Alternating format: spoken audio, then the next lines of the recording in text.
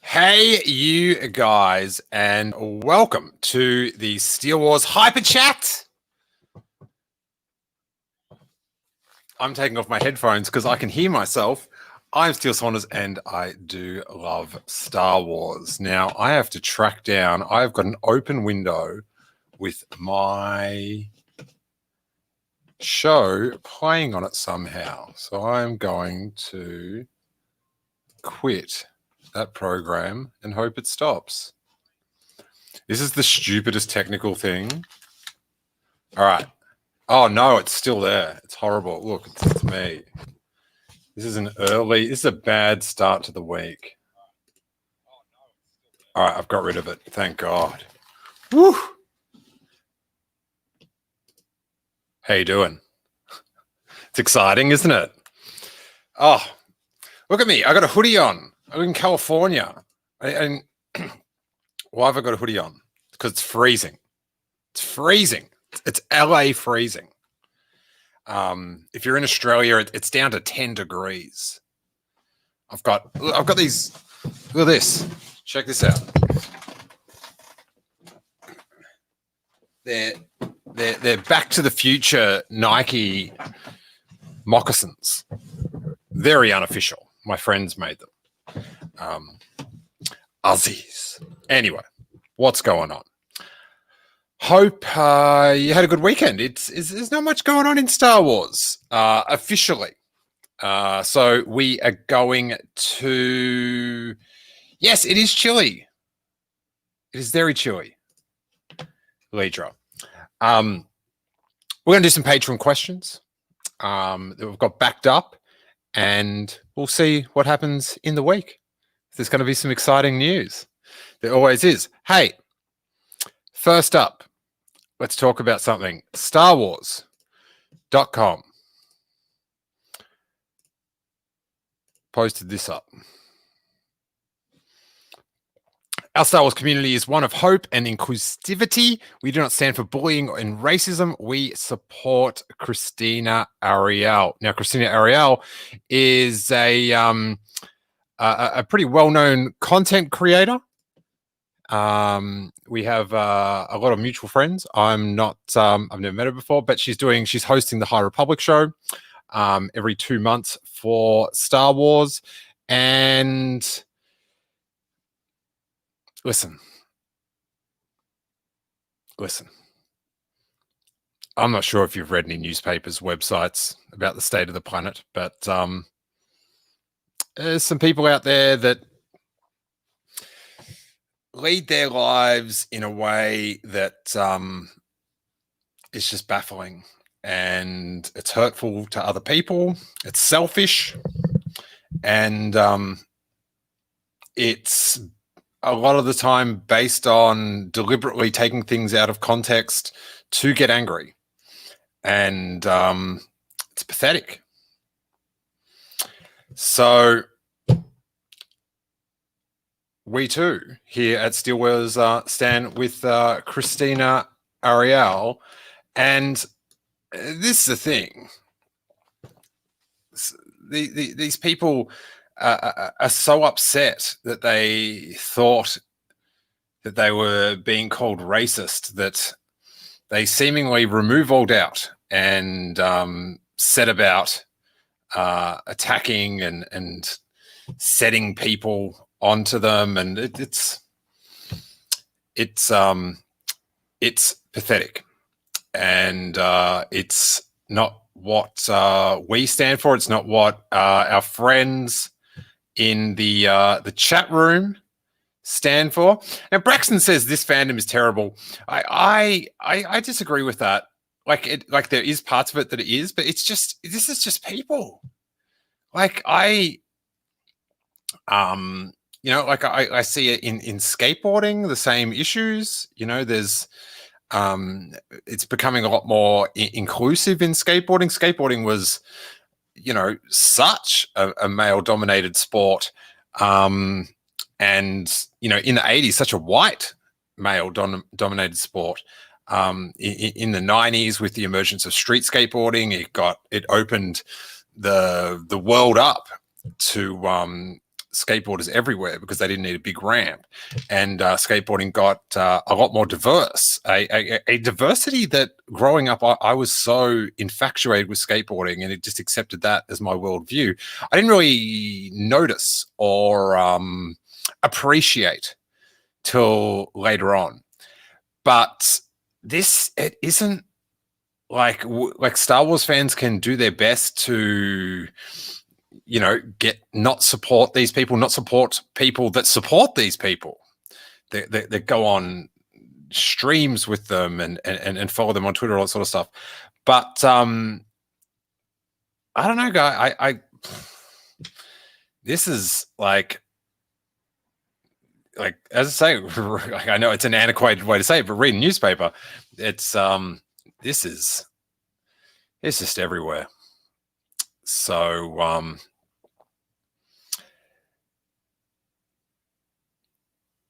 I've said it before with Star Wars, because it does appeal to everyone. We get everyone's problems. Yeah, so there's that. I wanted to get that out of the way. And I like after being on Twitter and all that through all these new movie releases and stuff, you have to realize that a lot of these people they're just on a different plane of thought and reasonable discussion. It's just not worth your time. Wow, Elijah Neal says, funny you should mention it. My grandma, who grew up in the early 50s, used to skateboard, and from what she says, she was amazing at it, and some boys apparently broke her leg because she was a woman. Wow, that is... hats off to your grandma, because she sounds gnarly. So those early skateboards, oof. Just to ride on one of those is a bit too much. Jason is saying, I'm clueless what's going on, what's happened. I don't really want to go over it, but I think if you go to the Mary Sue, they've got an article about it. But if you Google Christina Ariel, almost if you put Star Wars in to Google, it's one of the first news stories. So yeah, I can't solve it, but we can try to put out our brand of fandom and what we believe in, and try to get others to do the same. So, but I don't know, man. It is. It seems to be if there's not many women of color that are involved at this point that don't get this this treatment. So that's that.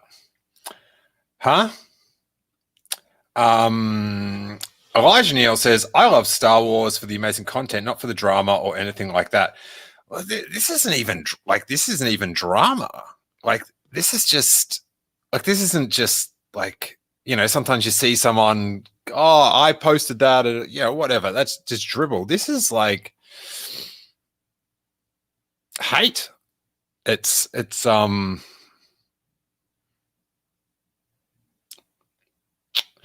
yeah, and I know some people this is my escape and stuff like that, but that's a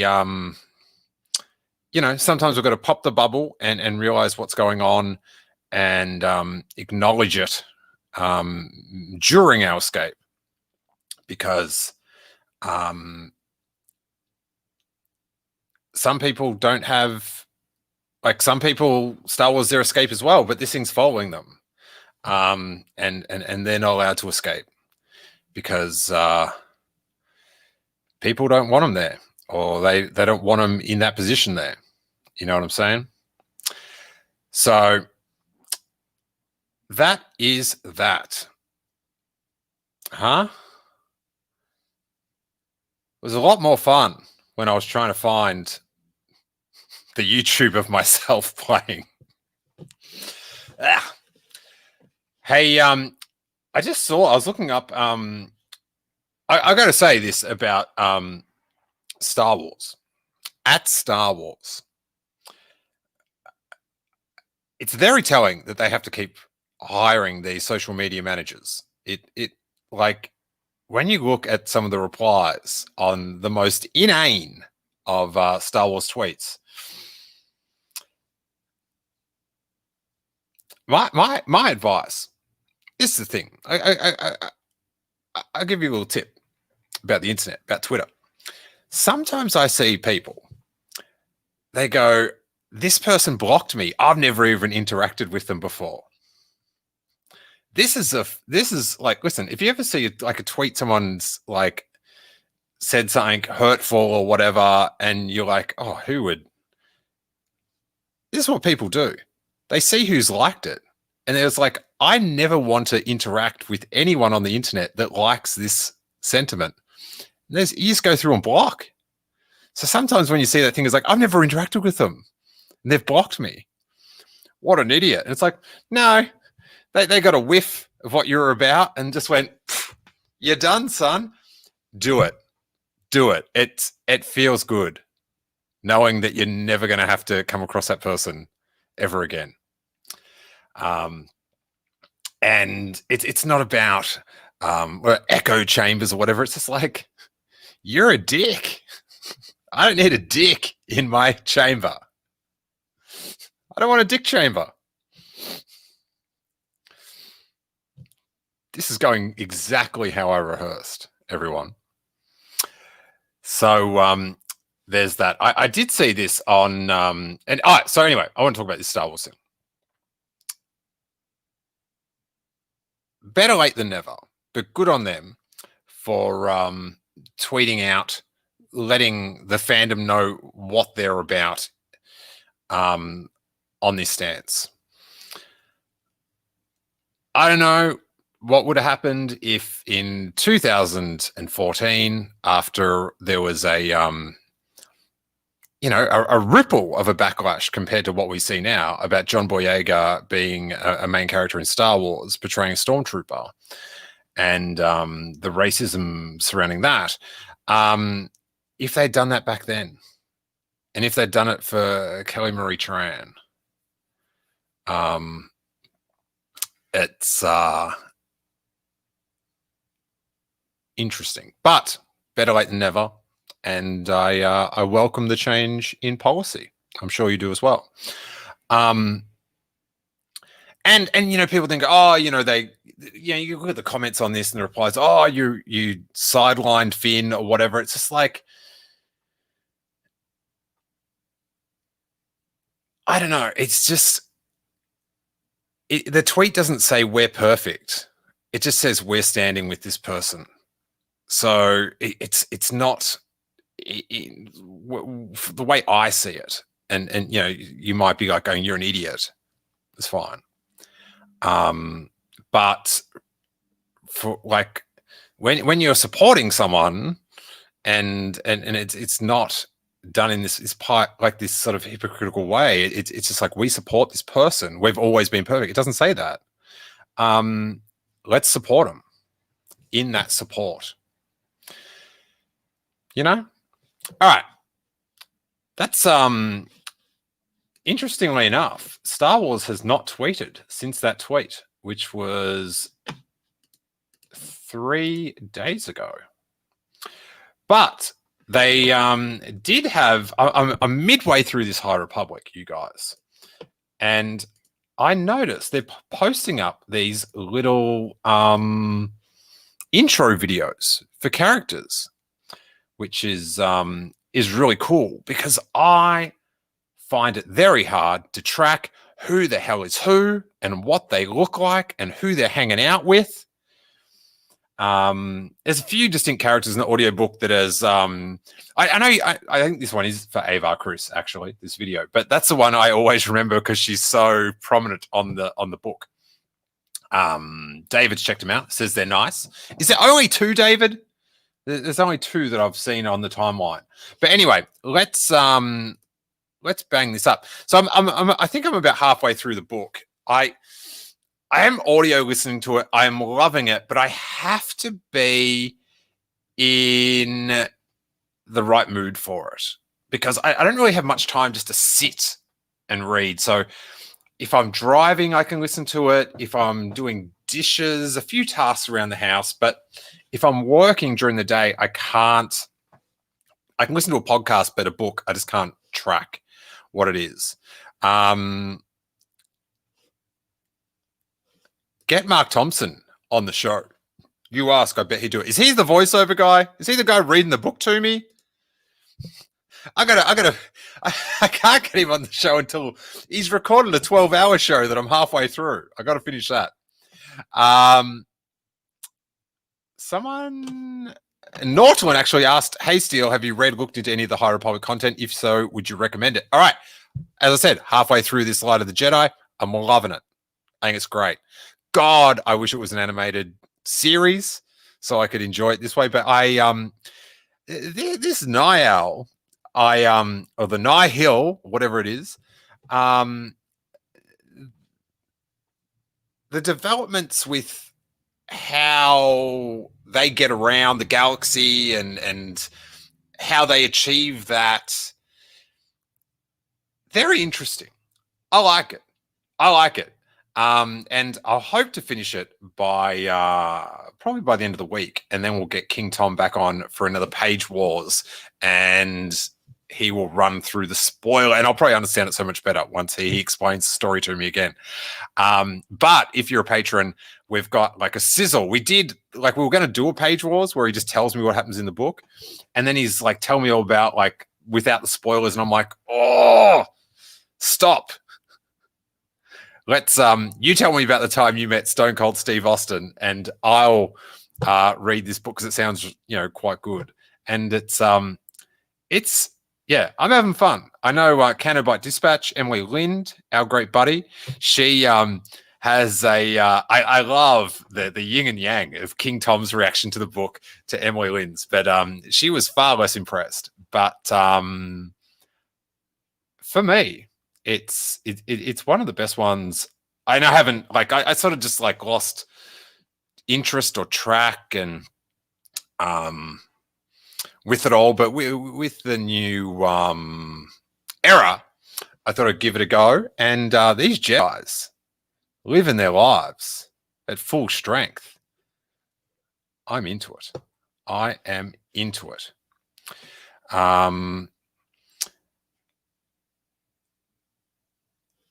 Leidra says, just going back to the Lucasfilm issue, they also can't go back and change what's already happened. I just super hope they continue this support. And that's important. Sometimes, you have an error of judgment and you can't go back and change that. But hopefully you can right it in some way by how you then move on with your life. So always important to keep those things in check. God, the background behind me, I've got to fix that up. I understand how fragile the neatness, the image of neatness is in this office. Very hectic.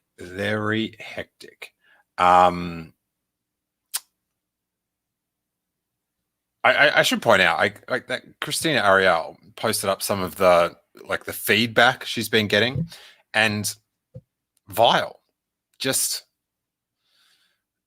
vile. All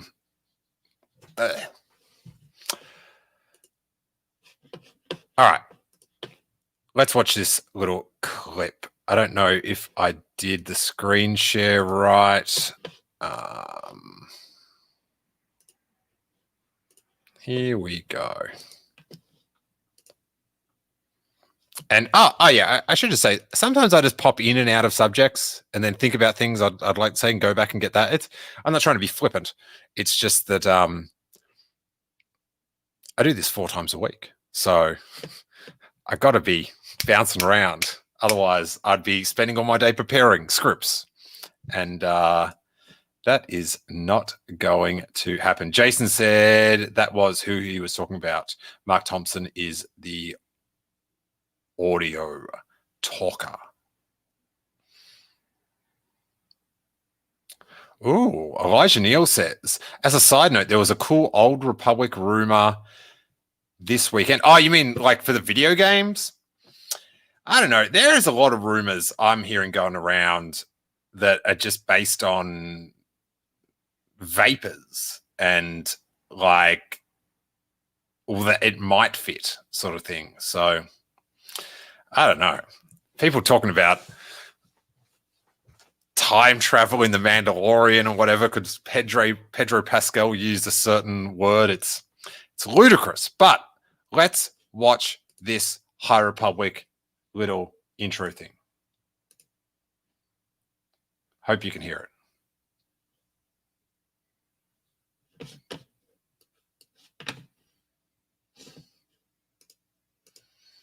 And it's not playing. It's a little video. How can you not play? All right, I'm going to hit refresh. Of the Empire, prosperity, pioneering, and adventure marked the era of the High Republic.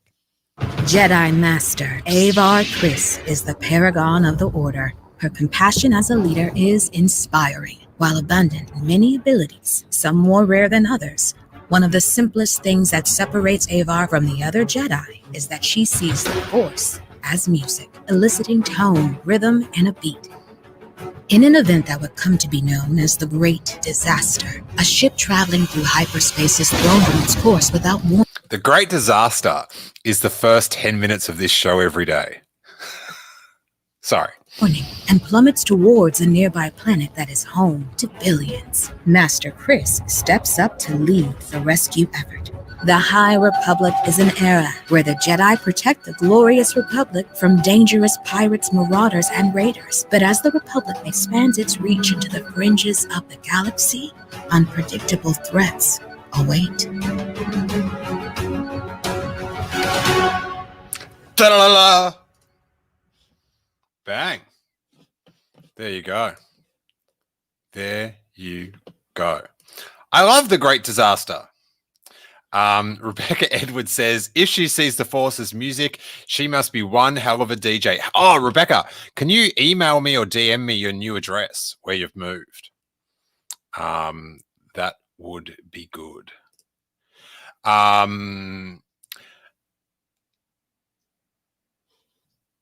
Jason Buno, impressed the audio was turned up. How dare you?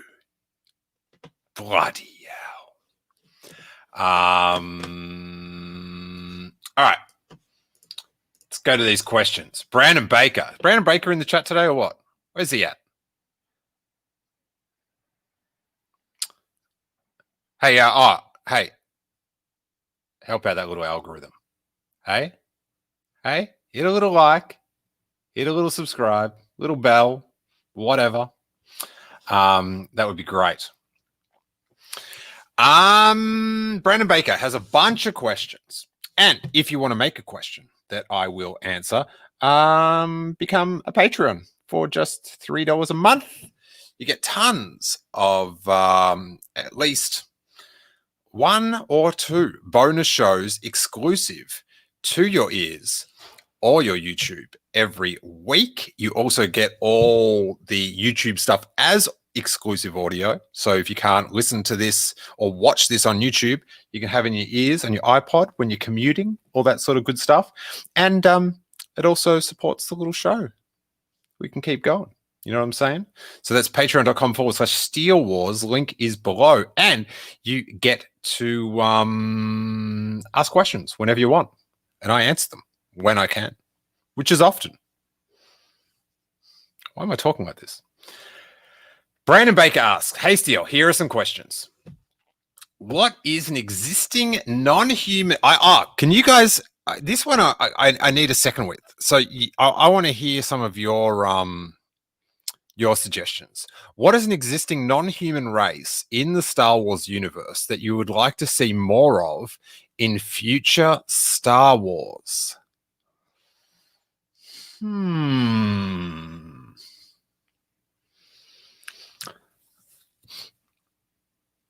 I'm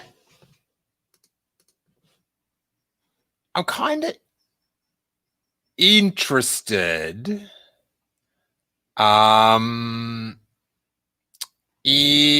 Kaminoans from Attack of the Clones.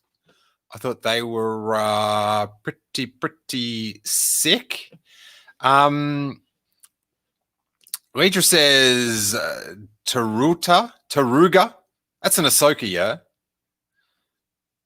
Togruta. Is it bad that I can't say that word? Add it to the big list of words I can't say, by the way. Elijah Neal says Lasat or Nemodian. So Lasat is from Star Wars Rebels. God, my head's not working today. What's his name from Star Wars Rebels? The Chewbacca prototype. What was his name? Damn it. Someone say his name. Someone say his name. Oh, David Lozano. Zeb. Thank you, Jim. Thank you. Max Rebo's race.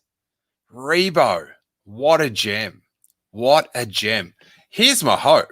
This Book of Boba Fett. Let's have a post or a pre-Return of the Jedi flashback. If we can get back into Jabba's palace, pre-Jedi, Rebo. Eh? Let's get him up there. That would be sick. Aman.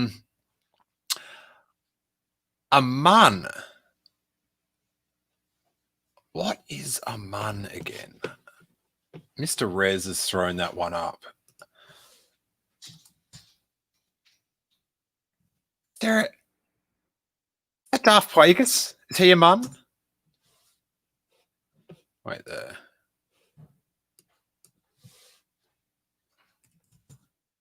Aman, Star Wars. Plagueis, yes. Got it. That would be cool. That would be cool. Just hear it. Duros, they're cool. Hearts. Let's get them squirming all over the shop. There's a few calls for Ewoks, and I love them, but I'm happy with where they're at. You know, I would like to get those 2 movies, just out of respect for them, up on Disney Plus, because one day, Harry, I will be able to convince him to watch these movies, and I want it in an easy click on my Disney Plus. Alrighty, so oh my God, there's a lot of people saying Zebs. And Amani, Amanon. Okay, these words. I remember these characters, and sometimes I forget how to say them. But he was an alien from Jedi. I don't want to see more of him. He creeped me out, to be honest. Good figure though. Good action figure.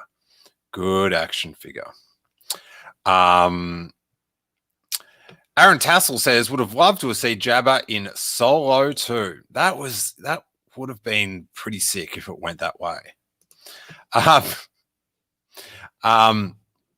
Elijah Neal says maybe more Chiss. That's a Thrawn, everyone. James Waterman says whatever those 2-headed announcers were in the Phantom Menace, Fode and Bede. Dugs, they were good. A Jedi Dug? Come on. Goes against everything I believe in. See, it's hard because you can say, yeah, I wouldn't mind seeing a few. What's happening on that Max Rebo planet? Planet Rebo.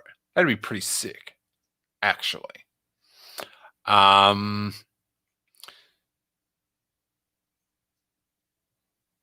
Who else? Kaminoans, just I'd loved the whole Camino thing I really liked. Huts. I'm going to go Huts. Huts would be my number one. Because when I say Max Rebos, I just want to see Max Rebo again. But just to see Huts and like a mob boss sort of storyline show. Ooh. If you water down that Godfather and whack some X-Wings somewhere in it. Woof. Got yourself a show, buddy. You got yourself a show. Jim Grote says next HasLab should be Jabba's Palace throne set with a slew of Black Series alien figures, lots of cool background creatures that might not sell otherwise. I think that's a very good idea, but I also think give me Buff Hutt. Alrighty, thank you, Leitra. I think after the sail barge, they're not going to go for another Jabba's based mega thing. Next HasLab, they've got to go for the Death Star, don't they? Got to go for the Death Star. All right. So, Brandon, I'm locking in Huts for that one. Brandon says, do you have a favorite episode of Star Wars Rebels? Do you have a favorite arc from the Clone Wars?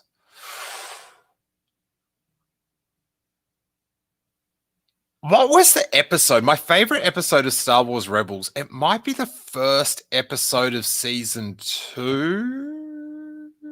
It's when Darth Vader comes in and does like a 180 in space and just wrecks shop.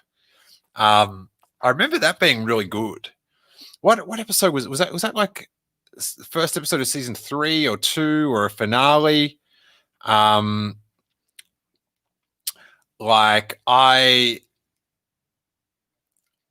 think it was the end of season 2 when Ahsoka was in that temple with Darth Vader. And I thought that was pretty sick. But like, I thought that would have been, it's like I am wrong now. Like it's that weird thing because I'm like, I'd much rather see Ahsoka in the live action series and all that. But I did think that was going to be a perfect time for her to go, being killed by Darth Vader and not being able to redeem him at all, which would build up Luke Skywalker doing it even more. Elijah Neal, God, you guys are helpful. Siege of Lothal Part 1, first episode of season 2, I believe. I remember just going, that's some ripping Star Wars.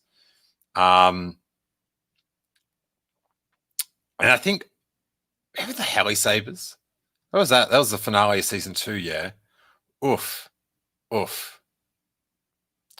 Oof. Oh, wait, you're saying that was Twilight of the Apprentice?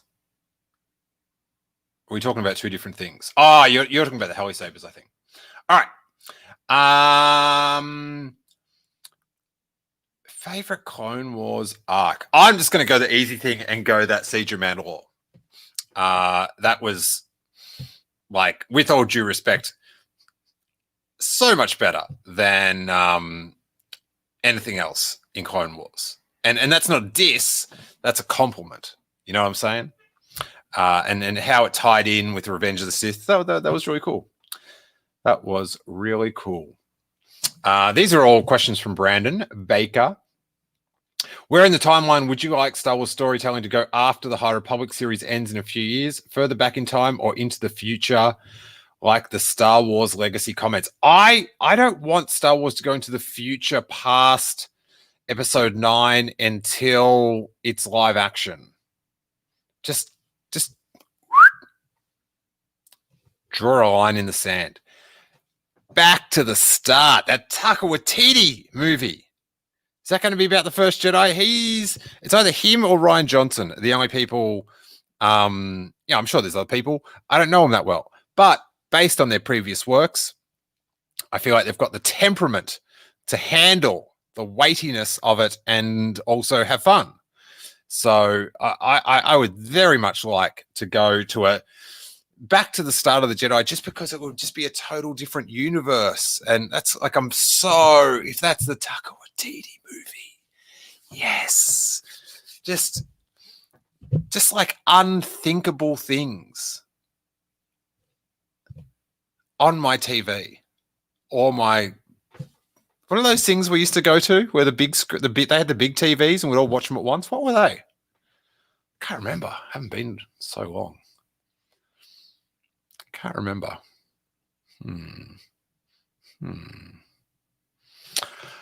Elijah Neal says Mortis was also an amazing arc. I've got to go back and watch that. I didn't jive with it. It just wasn't it just wasn't in my head of what was going to get covered in Star Wars. But hey, I know it's very popular, and I will go back and check it out. This is a terrible thing about me. It's I'm like, oh yeah, I'll go watch that once I can work out a way to milk that into content with Corey. Then I'll go do it. Apparently those things where we all used to go watch TV together were called screen holes, says Elijah. Interesting. Maybe they called them something else in Australia. So yeah, further back in time would be sick. So much of the early 2000s hyped filming things in New Zealand. Lord of the Rings, Narnia, Avatar. Are there any unique locations in Australia that you think would make good otherworldly shooting locations for Star Wars? Here's the thing. All the ones that pop to my head straight away are deserts. I don't know if you've picked up on the vibe, but people are sick of deserts in Star Wars. Some are. I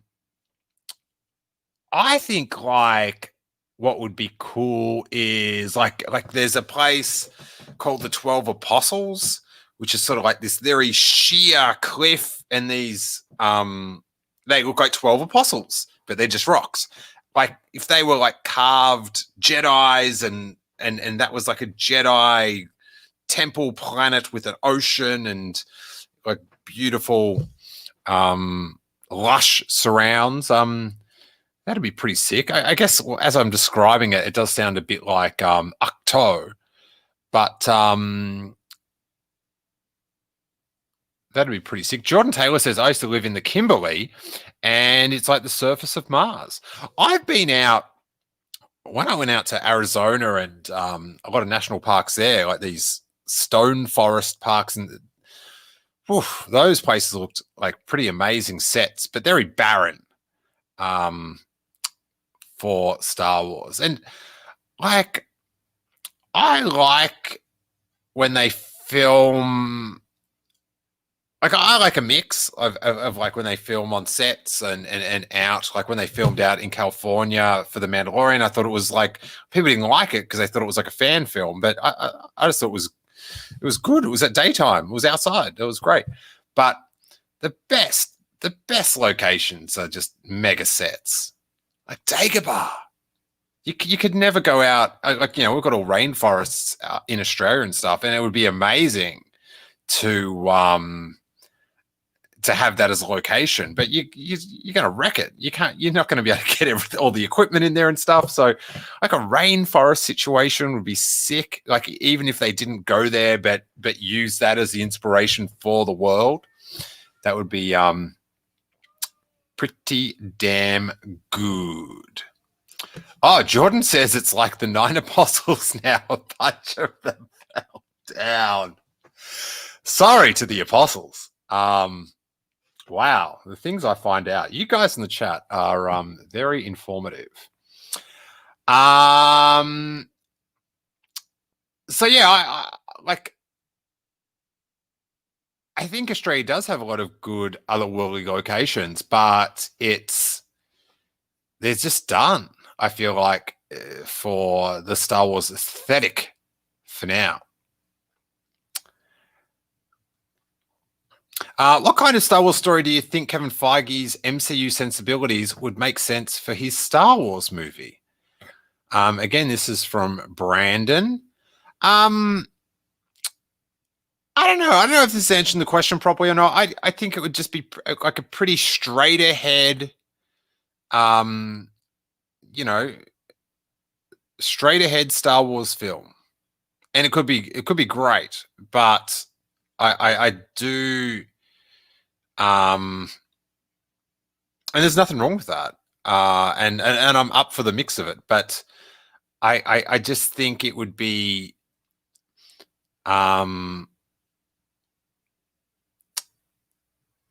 pretty straight ahead.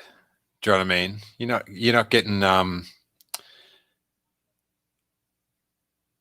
it'd probably be more J.J. Abrams than Rian Johnson. But he the Feige, he does some good work. I actually ended up watching the first half of Age of Ultron the other day because I watched WandaVision, the third episode, and it suggested it, and I was up and it was late. I was like, yeah, I'll give it a bash, and they're damn fun movies to watch. Damn fun. Damn fun. So, yeah, I don't know if I am intuitive enough into the sensibilities of Kevin Feige to answer that question. And then our final question from Brandon, so I can put a big heart on that to let him know I've answered. If Thrawn is the big bad for a connected story across the Mando timeline, that's my hunch. Do you think it will confuse casual fans who read those books in the 90s but never watched Rebels? No, I unless they want to be confused. And it's sort of, hey, it's poetry, it rhymes. Going back to the topic we're talking about this for start of the show. Sometimes people want to not get things so they can be mad about them. And I think if you're a casual fan that read those books in the 90s, you're not that much of a casual fan. You may have drifted off, but it's the same character in a new timeline. Like you also read those books with Luke Skywalker, and he's doing different stuff. So, James Waterman says, dude, the prospect of Thrawn as the new big bad has me both buying and reading the new canon Thrawn books. What happened to me? If he is the big bad, I think that'd be pretty rad. I just as a thrill for those people that did read those books in the 90s. I think that'd be pretty sick. But it's weird because Star Wars, it sort of had this one, canon and stuff that it's so like brittle, our understanding of it. Whereas, when you look at the different interpretations of Batman, like even just the cinema Batman or live action Batman from, Batman 66 to Batman, the Joel Schumacher, and how that,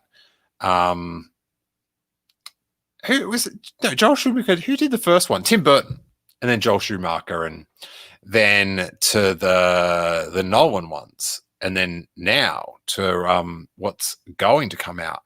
So many different interpretations of the same character. And I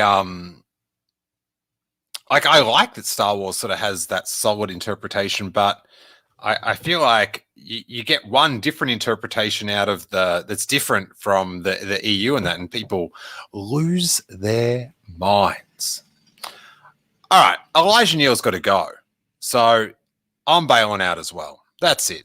No, it's been 45 minutes somehow.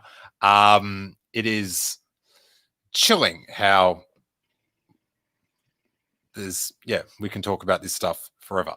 I have got a couple more questions. I've got Brian Tice, Jeff Tilley, Catherine Neen, Griffin Solo, and Matthew Mole. I will get through your questions this week. Of course, we'll have Corey on Thursday for Corey Thursdays.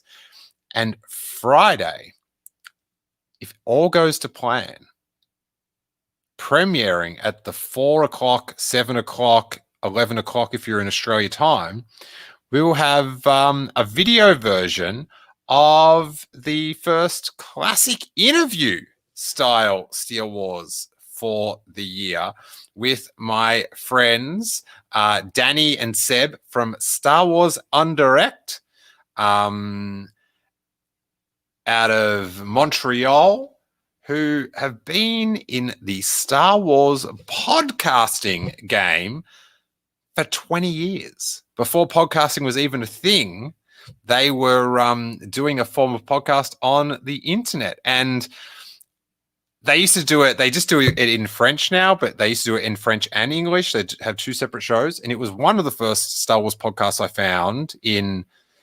2005-ish. We go through it all on the show. But at the Haunted Hotel bar in Chicago, I saw their T-shirts at the bar one night, and I went, hey, did you guys used to do a Star Wars podcast in French and in English? And they're like, yeah. And I was like, oh my God. And I ended up sitting down with them for about an hour and just like gushing about how much I used to love the show.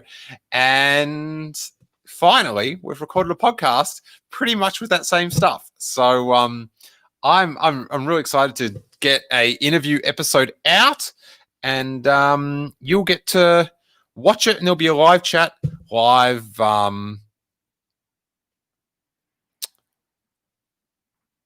on Friday. Rebecca Edwards said, what happened to the questions I asked you when I put the word out for questions?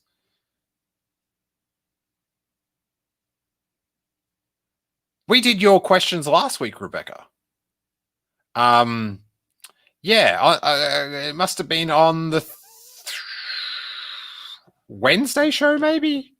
You did the thing about if you were to design the next Star Wars serial, what character would be on the box? Yeah, I think that sparked quite a load of mindless cereal box. We did the Toros. We invented Toros. Come on, Rebecca. Jeez.